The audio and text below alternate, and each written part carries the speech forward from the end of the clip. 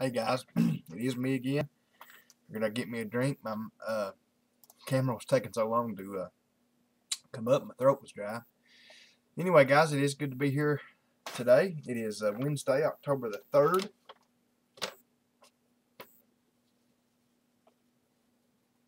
Makes it a 277 on our Daily Bread Project 2012. Guys, I apologize for the out of sync audio because I know when the camera takes that long to start, it's going to be out of sync. I apologize for that. But regardless, it is good to be here tonight. I guess out of sync audio is better than nothing. So, yeah, it is good to be here, like I said. I got to try to make this quick, guys, just for the fact my last couple videos, I've got a little bit long-winded with my jibber-jabbering, I think. So, I'm not running real late, but, you know, I do have some stuff to do before I get to bed. So, anyway, guys, hope everybody's doing all right. Let's see. Normal stuff, guys. Just keep praying for us. You guys that pray, you prayer warriors.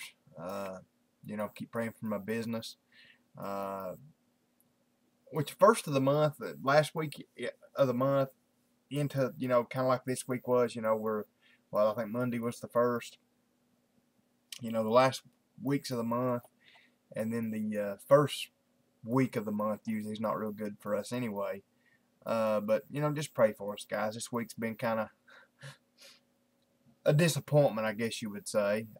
You know, last week was pretty bad, and I was expecting this week to be better, and it started out a little better. You know, this Monday compared to last Monday was better, so I said, all right, you know, but the problem is Monday was the best day we've had this week so far. You know, it just kind of went downhill from there. So, like I said, guys, just keep praying for us. I know the Lord's going to take care of us till He returns. He promises us that. We just got to keep that faith. So anyway, having said that, I think the only real jibber jabber tonight is Brother Richard NC Auto Man. I was trying to think, make sure there wasn't anybody else. I get so many emails, and so I talk to so many people, but yeah. Anyway, Richard, brother, I looked it up on Identifix and IATN about your car, and I don't see any, you know, common problems. Now, timing belts going down on those cars is kind of common, but it's, you know, normal use, normal wear. The only thing I did find, it said that, which you've probably already noticed this, like I said, I've never done a timing belt on one of those cars. It said that the water pump was eccentric on that car.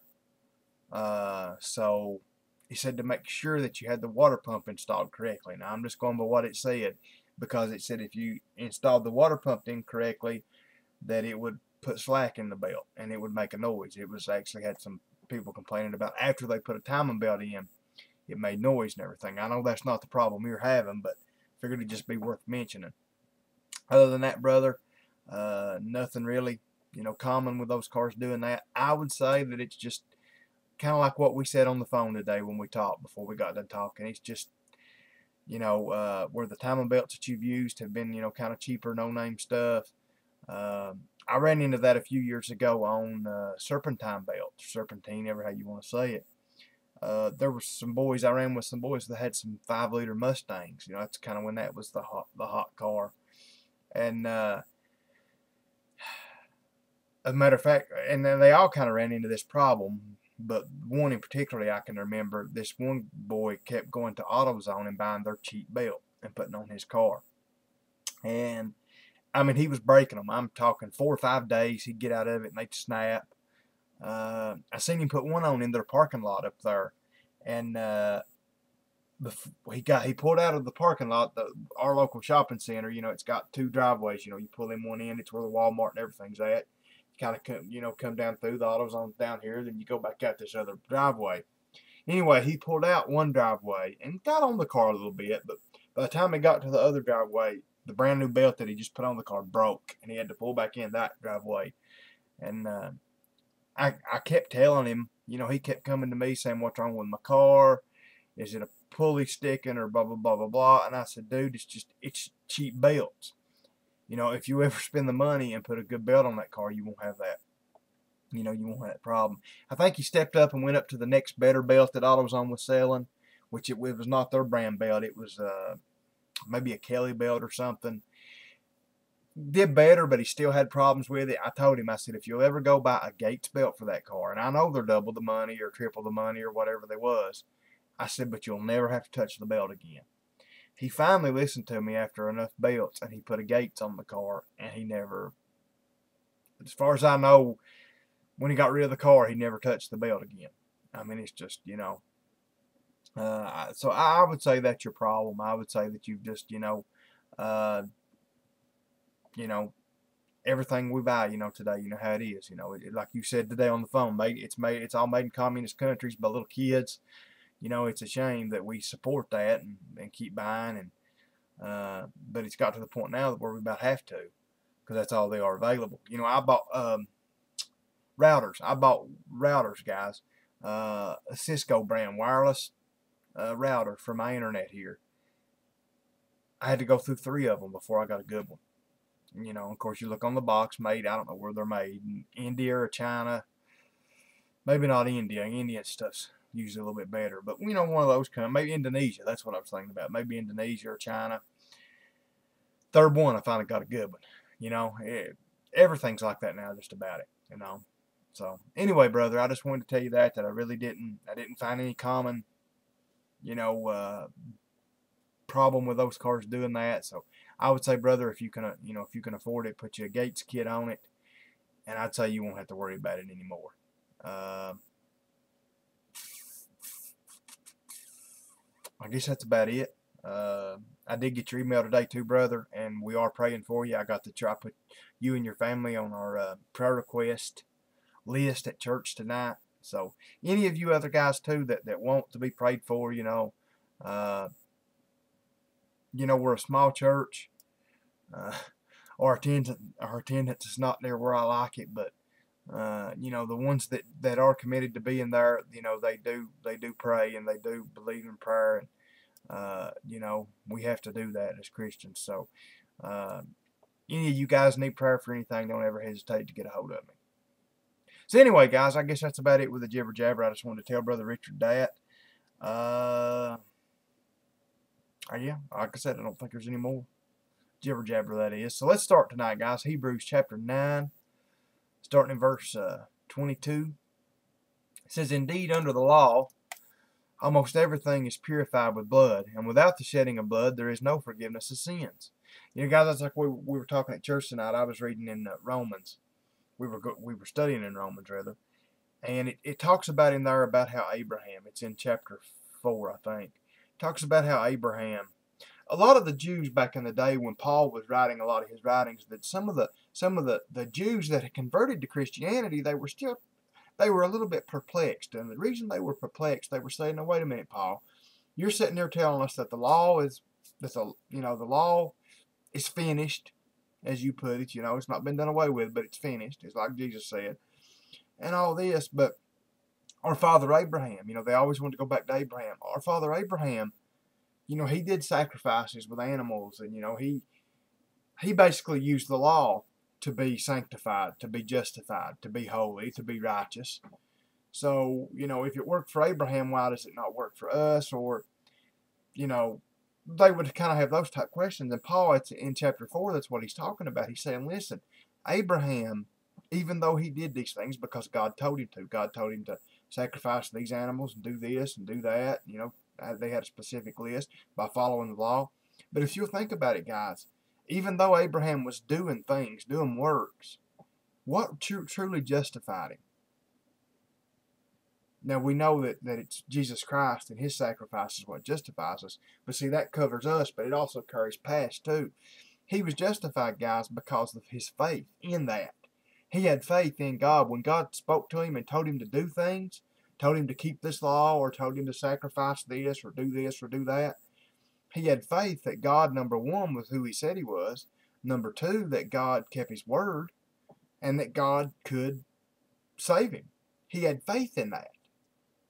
So You know, that's the thing. Even with Abraham, works did not save him. The law, keeping the law, didn't save him. Sacrificing things didn't save him. When you go down to it, it's that root faith that you have to have. And Abraham had that faith. So anyway, guys, I just kind of wanted to throw that on top of this. Hope that don't confuse anybody. Verse 23 says, "Thus it was necessary for the copies of the heavenly things to be purified with these rites, but the heavenly things themselves with better sacrifices than these. For Christ has entered not into holy places made with hands, which are copies of the true things, but into heaven itself, now to appear in the presence of God on our behalf. Nor was it to offer himself repeatedly, as the high priest enters the holy places every year with blood not his own. For then he would have had to suffer repeatedly since the foundation of the world. But as it is, he has appeared once for all at the end of the ages to put away sin by the sacrifice of himself. And just as it is appointed for man to die once, and after that comes judgment.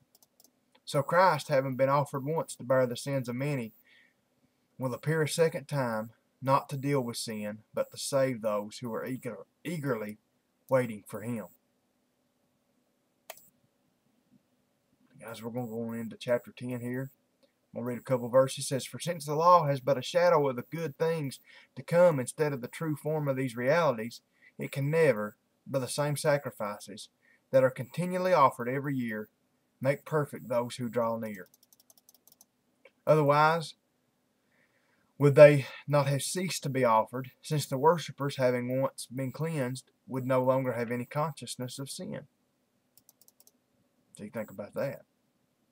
"But in these sacrifices there is a reminder of sins every year. For it is impossible for the blood of bulls and goats to take away sins." See, guys, that's like what I was saying. Really, if you think about it, the blood of the bulls and goats and the lambs, the things, the sacrifices they did back in the day, the Jews did, that blood never did take away the sin. It was always Jesus' blood. It was what Jesus was going to do. You know, it had enough power to go back. And like I said, it was their faith. It was their faith in God, that God had a plan that was going to save them, is what ultimately saved them, just like our faith in Jesus Christ. Guys, that's where we're going to stop tonight. As always, like I said, just keep praying for me and my business. I'm not going to lie, guys. I've been stressed here the last little bit. You know, I told y'all about getting that tax deal, that tax. You know, and I don't know, like I said, our lawyer made them an offer to pay it in 4 equal payments. But, I mean, guys, that's $900 and some bucks a month. You know, that's 4 monthly equal payments. You know, right now, guys, we're barely making enough money to survive. You know, this time of year with the business down, and here everybody's running so scared around here, you know, because Obama has destroyed us. I mean, when we're sitting around here starving to death, if anybody does see this that voted for him, I usually don't get into this, but I know most of you didn't because you're good Christian people. But if any of you watch this and voted for him, when you see us people in my parts sitting there starving to death, and you'll know who did it. No, guys, I can't say that because I know the Lord's going to take care of us. But I mean, it gets worrisome sometimes. That's what I'm going to say. Everybody around here is running so scared, and it's just, you know, even people that have got money to spend, you know, people that their incomes don't have anything to do with the coal business, they're acting like they're not even wanting to spend any money. That's kind of the odd part. But anyway, guys, like I said, I know the Lord's going to take care of us. Just keep praying. You know, pray that, you know, just pray that we can continue to live day to day. And guys, just not only that, pray for me. Just, you know, the devil's always attacking me. I tell you, I think when you become a pastor, when you take on that extra responsibility for God, that paints that much bigger bullseye on your back from the devil, and he attacks me so much. He gives me such a hard time.